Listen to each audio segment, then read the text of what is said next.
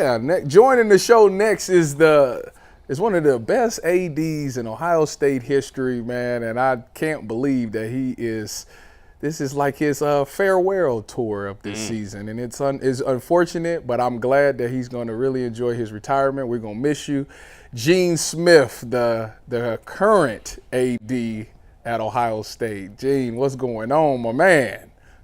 You brother, how's my hometown doing? You know, man, they missing you, trying to do everything the right way, though. And why? I just got to know, how did you not tell me that you was retiring? And I had literally just seen you like a week before, and you didn't even mention it at all. You asked. I didn't ask because I didn't think. Well, that was the magic of that moment. If you recall, everybody thought I was going to show up and at the press conference and start talking about expansion that had just occurred the week before, and I threw a bomb on them. I shocked them, and that's what I wanted to do, man. I wanted to control the message. In life, that's you want to control the narrative when you have that opportunity. So I didn't tell anybody. The only ones that knew was my wife and my family, and that was it, man. So had to control it, brother. Man, we gonna miss you. We gonna miss you, man. I can't believe that this is really coming to an end, man. You made such an impact at Ohio State. I mean, just being there all those years, controlling all of those sports. How did you manage to, like, not only show football love, but also go to volleyball games and field hockey matches and stuff like that? How did you manage to keep that all, just showing your face at all sports? Well, Tyrus, that's my passion. It's the student athletes we serve, and I'm fortunate that my wife Sheila. She was an athlete, played for the Canadian Olympic team in 1976, and was a head coach at UNLV for a number of years. So athleticism is in her blood, and so it made it easier for me to be able to go to athletic events like volleyball, synchronized swimming, and tennis, and all the other sports because both of us enjoy them. And the student athletes that I serve, I want them to see that I care about them. And the way you do that is to show up. And so I've tried to go to as many events as I could. Gene, have you seen the series of videos that Tyvis has done where he's playing against athletes of the other sports? If you have seen them, like how do you think he's done? He's done fencing, he's done basketball. How would you grade his effort in these other sports? I appreciate his passion, and he's from my hometown, so I know he has it in him that he's going to try anything. Yeah. The only issue I had was when he put those skates on. I don't know what you were thinking. I don't know. Those aren't rollerblades. That's not like going to. The thing is, I thought I handled myself really well. I grew up learning how to rollerblade, so I rollerblade first. And if you ice skate, it's pretty much essentially the same thing. So I had no problem with the skating part. It was other things that I couldn't handle. That hockey's hard, man. Hockey a tough sport. That puck moves fast, especially when you're competing against top level athletes. I mean, they're national champions, they're Olympians, man. That was brutal. I got a new respect for them all. Let's just say that. That's right. Gene, we gonna get down. I gotta get down to the business, man. You on the way out. And you know what? You had a great career. You done did a lot of monumental things, but the most monumental things, because I know you had some dealings with this. I gotta ask, why y'all do the Pac-12 like that? Y'all, why y'all do them like that? Y'all did them. Listen, the first time you was here, it was UCLA and USC. You was like, yeah, we want to keep continuing to build the process. I said, I like him. The next time you come on, you done snatched up Oregon and Washington. You in every major city moving. Tell us the thought process behind that with the Big Ten, and do y'all have any more tricks up your sleeve? Well, we really thought long and hard and went through an unbelievable process, as you know, with UCLA and USC. So that was well thought out, well planned, and it went well. The Oregon and Washington move kind of fell upon us. We did not anticipate that we would be adding them. And fortunately, Obviously, when we did USC and UCLA, we studied Oregon and Washington, so our learning curve when it actually came to us was not that high. So it really happened to us fast. I believe it was a Wednesday night. We, as athletic directors, we got a text from Tony Petitti, our commissioner, and he shared that we needed to have a call with us the very next morning. And basically, TV came to the table, and they offered Oregon and Washington north of $30 million each to come into our league. So that was new monies. That was not dilutive to us relative to the deal that we had already cut with USC and UCLA and our television partners. So there was no pain to us from that point of view. So we were shocked. And obviously, you got two great brands. It helps with the balance of the schedule in a big way. And so we made the move and was able to convince our presidents to move in that direction. And I think we're done, but what time is it? So if you look at my text messages, but I think we're done. And I feel bad for Cal and Stanford and Washington State and Oregon State, and pray they find a home. But right now, I think we're settled for a little while.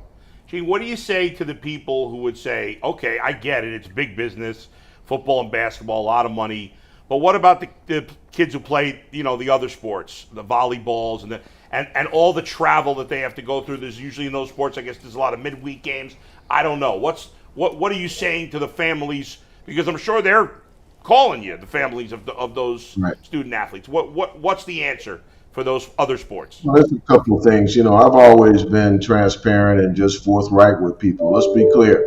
Those sports exist because football generates the revenue to allow them to exist. And so making sure that we optimize our revenue opportunities around football, and particularly with our television partners, is significant. We need to make sure we continue to do that. Now, as we build a framework that's being built for travel with our student athletes, we're going to be sensitive to how many times they have to travel west and how many times those teams have to travel east. We're going to be sensitive to that. Now, keep in mind, a number of our Olympic sports already travel around the country. Frankly, they travel out of this country.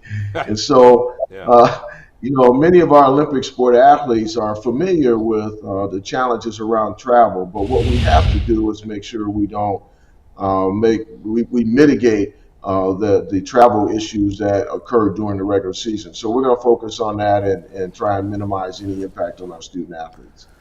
Gene, the football season is coming up. Obviously, things Yep. haven't been the best in the last couple of years. When you look at this team, what do you see different about this year than the past years, and what's your expectation for them this season?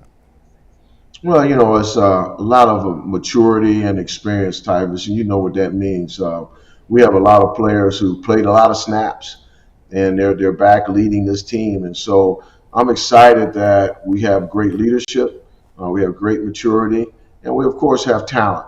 The schedule is in our favor in a lot of ways, but I really, really believe that maturity and that experience on the field will help us in the long run. We have to win championships. We haven't won that in 2 years, and we got to get back to that. That's who we are. Even though our seasons have been successful, we've won a lot of games. We've been in the CFP, but at the end of the day, we need to win championships. And I know our players and our coaching staff and support staff are working hard towards that goal. But I just like these guys, man. They're really mature and I mean, as you know, they're really talented in a lot of spots. Now we got some puppies. Just got to get some snaps early. Our left tackle and right tackle on the offensive side of the ball. And of course, our quarterback Kyle McCord, who's been announced, and I'm sure Devin's going to play a lot. They got to get snaps, but fortunately around them, it's a lot of good players, and then we got to get our defense back to playing like it was when you were playing. Yeah, I feel right. it's going to get there. And when you guys were on the field, I wasn't concerned. I knew our defense was going to win games for us, and we got to get back to that point where we know our defense is going to win games for us. Gene, when you're in such a high profile position and it takes such a big requirement of your time, anytime I kind of compare that position to being a professional athlete, you spend so much time cultivating relationships and being around people in the athletic department and touching different people's lives. When you retire, it's going to leave a really big void. Where have you decided you're going to put your energy into? Are you going to put your resources in possibly coming back to Cleveland, doing something in the community in Columbus? Like, what's the next steps for you in your career? Because obviously you have a wealth of knowledge to share and to give back to people in the community. Well, thank you. My wife and I are going to sell our home here in Columbus, and we're going to move to Arizona.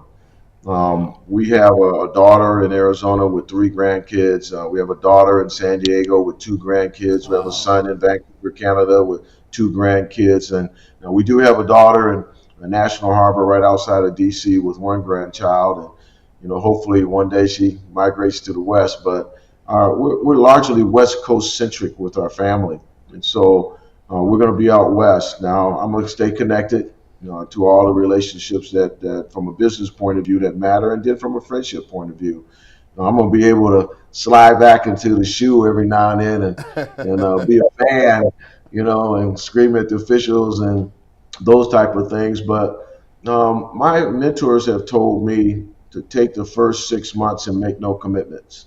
Offers are going to come to you, and so I'm going to do that. My wife and I have some plans on things we want to do, so I'm going to do that in the first 6 months, and then just see what things come at me. But I'm going to be available to a lot of my colleagues across the country as they need advice, particularly whoever replaces me. If she or he needs advice, I'm going to be there for them. Gene, you played for Notre Dame, of course. Are you surprised or not surprised that all these years later that Notre Dame hasn't gone into a conference, or did you never think they would?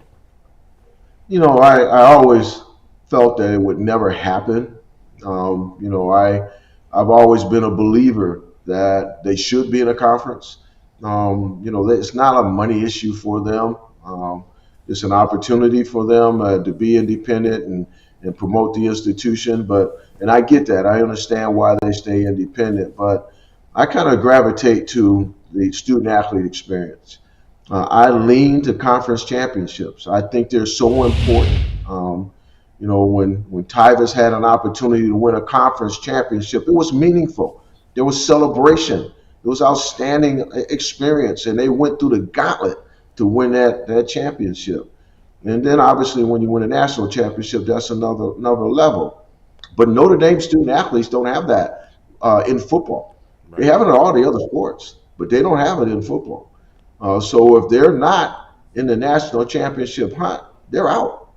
And I just think that's not fair to the student athletes. I understand their position. I embrace it for their reasoning, but I just kind of feel like every student athlete should have a chance to chase championships, and being in a conference gives you that.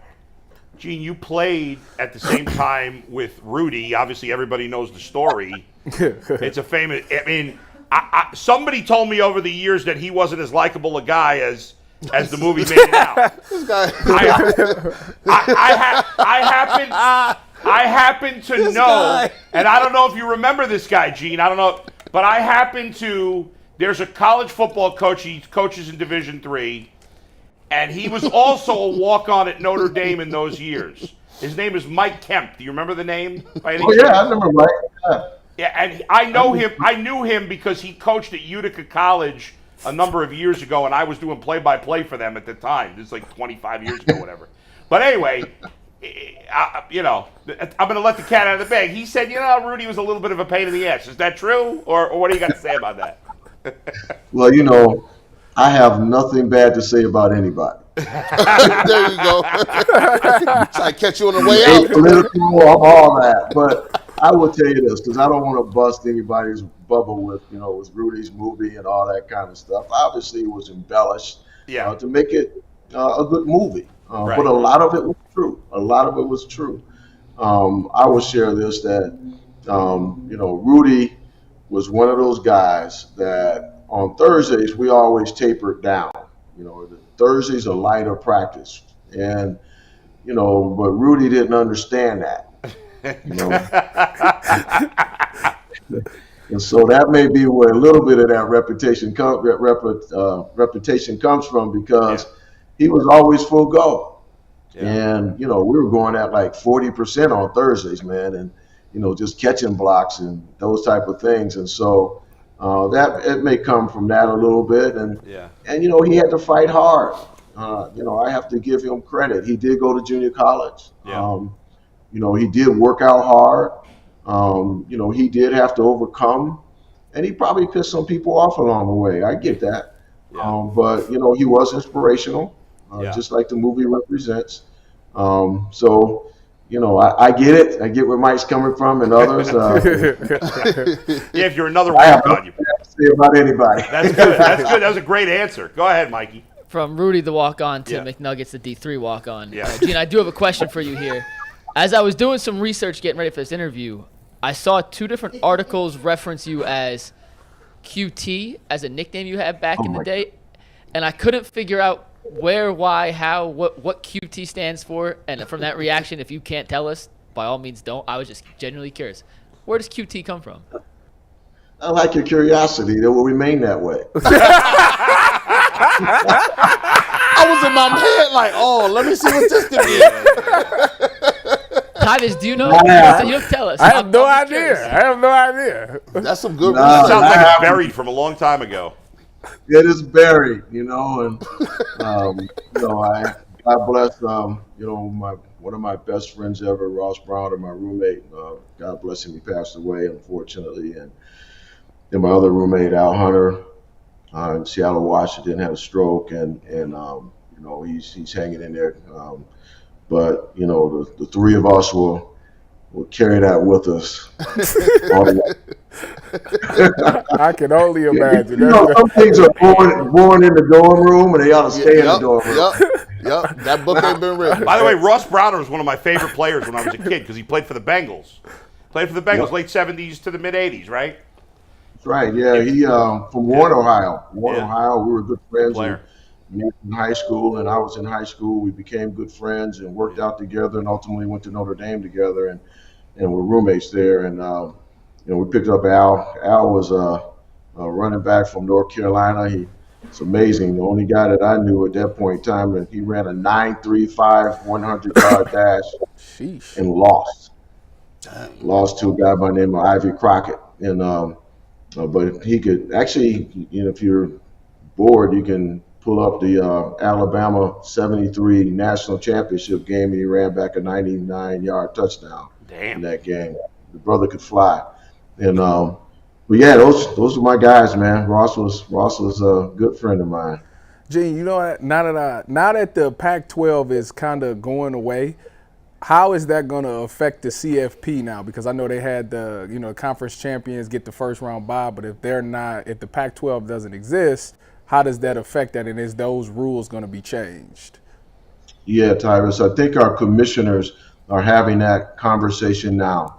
The CFP is managed by the 10 commissioners and the athletic director at Notre Dame.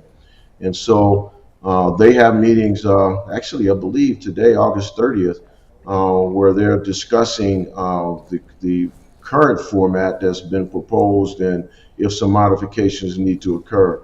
So I'm not sure how that's going to play out. I am a proponent. I believe that we need to be at a minimum of 12. I do believe that our autonomy or Power 5 champions should have automatics. But I'm open to learn and be curious about other ideas that may emerge through those discussions. But so I'm not sure how it's going to play out. But I know that they're talking about the format now, and who knows, it may expand it to more than 12, which I'd be curious about what that might look like. But I certainly believe that modifications have to occur. Gene, I want to let me just be frank and just ask you this question. In this new landscape, why do you guys still need the NCAA?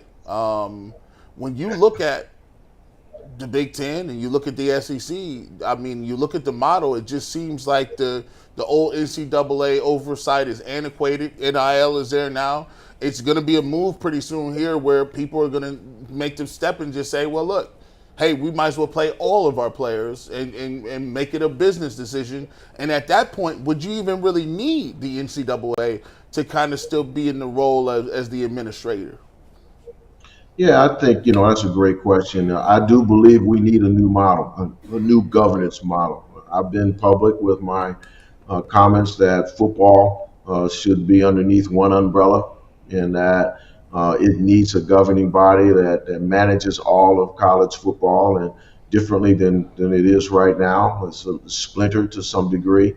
But I do believe we need an overarching governance body for all of Division One. Remember, there's 271 Division One schools, so there's great diversity among those schools, and holding championships and making sure that we have legislation in place to manage all those things is important. Now, should the NCAA be structured the way it is? In my view, no. It needs to modify, but so it has a place, but different than what we're used to. I believe that's going to happen to us somewhere down the road. We'll either do it ourselves, or they will do it themselves, or the reality is someone will do it for us. And I believe that a new structure needs to emerge. Gene, we so much appreciate your time. Best of luck if we don't speak to you before your retirement. Thank you. Appreciate you.